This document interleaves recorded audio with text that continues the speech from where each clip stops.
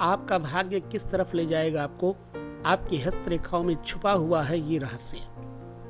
आइए हम जानते हैं हस्तरेखा के इस विशिष्टतम रहस्य को कि क्या करेगा ऐसा व्यक्ति जिसका जन्म हुआ है अभी अभी, और वो बच्चा आगे पढ़ेगा या नहीं पढ़ेगा, भाग्य कैसे किस मार्ग में ले जाएगा, इन्हीं सब बातों को लेकर के हम चर्चा करेंगे। देखिए बंधु, प्रत्येक व्यक्ति के हाथ में 3 रेखाएं मूलतः होती हैं, life line, heart line, brain line, और फिर कभी कभी भाग्य रेखा बाद में बनती है और कभी कभी साथ में ही लेकर के आते हैं लोग जन्म के साथ ही। लेकिन कई बार ऐसा होता है कि जन्म के साथ भाग्य रेखा नहीं आती, और जिनकी भाग्य रेखा जन्म के साथ आती है समझ लेना कि वो किस्मत लेकर के पिछले जन्म से ही आए हैं। तो अब हम चलते हैं मूल रूप से अपने उस विषय पर जो हमने बताया कि ये आदमी किस तरफ जाकर के अपने भाग्य को जगाएगा। देखिए, मूल बंध से एक भाग्य रेखा जो चली है, इसी भाग्य रेखा के ऊपर सारा कुछ निर्भर करता है। अगर ये भाग्य रेखा बच्चे की बुध पर्वत की तरफ जा रही होती है तो ऐसा बच्चा पढ़ने लिखने में कुशाग्र होता है, यानी खूब ध्यान से पढ़ता है और स्मरण शक्ति तेज होती है, और शुरुआती में वो कंपटीशन में बहुत अच्छे कंपटीशंस को क्लियर कर लेता है, और साथ साथ में बुद्धिमान, तेजस्वी, ओजस्वी उसकी वाणी होती है। ये ऐसा व्यक्ति 50 साल तक तो नौकरी करता है, उसके बाद फिर एक अच्छा व्यापारी बन जाता है, यदि ये भाग्य रेखा बुध पर्वत की तरफ जा रही होती है तो। ठीक है, अब इस भाग्य रेखा को बुध पर्वत की तरफ जाने में कई बार मंगल पर्वत रुकावट डाल देता है।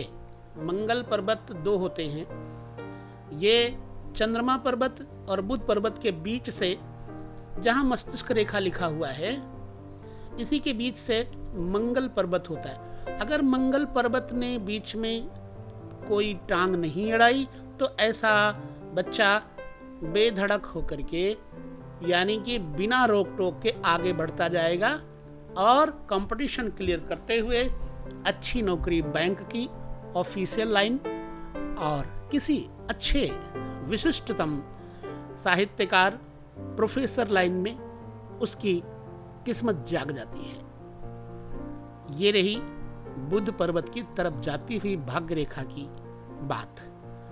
अब यही भाग्य रेखा अगर सूर्य पर्वत की तरफ जा रही है तो ऐसा व्यक्ति स्पष्टवादी होता है और देखने सुनने में सुंदर, वाक्पटुता यानी कि बातचीत करने में उसकी बराबरी कोई नहीं कर पाता।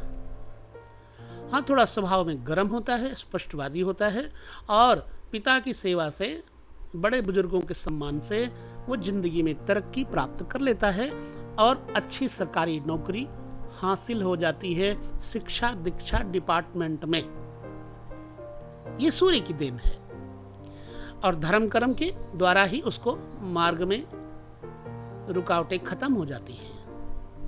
चलिए, यहां पर भी ध्यान देने की बात है, यहां पर कई बार 2 भाग्य रेखा हो जाती हैं, यानी कि भाग्य रेखा में एक रेखा चली जाती है बुध की तरफ और एक तरफ चली जाती है सूर्य की तरफ। सूर्य और बुध जब दोनों तरफ रेखाएं जाती हो तो ऐसा व्यक्ति मान सम्मान, इज्जत और वाणी चातुर्य, ज्योतिषी, प्रसिद्ध आचार्य, गायक इत्यादि निकलता है और उसके अंदर कवित्व जागृत हो जाता है, यानी कवि भी होता है ऐसा व्यक्ति।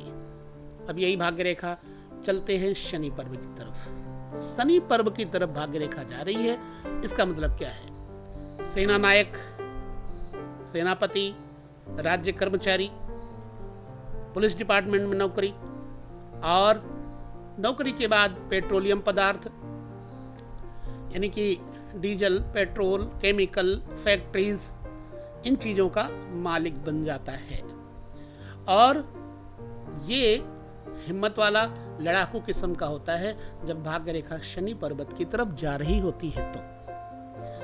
ठीक है, भाग्य रेखा पहले हमने आपको बताया बुध पर्वत की तरफ जाते हुए पर, फिर सूर्य पर्वत की तरफ जाते हुए पर, और फिर बृहस्पति की तरफ शनि की तरफ जाते हुए मैंने बताया। अब यही भाग्य रेखा यदि बृहस्पति पर्वत की तरफ जा रही है तो अब बृहस्पति पर्वत एक, आप स्वयं जान सकते हैं कि गुरु सत्ता का एक अलग ही महत्व होता है।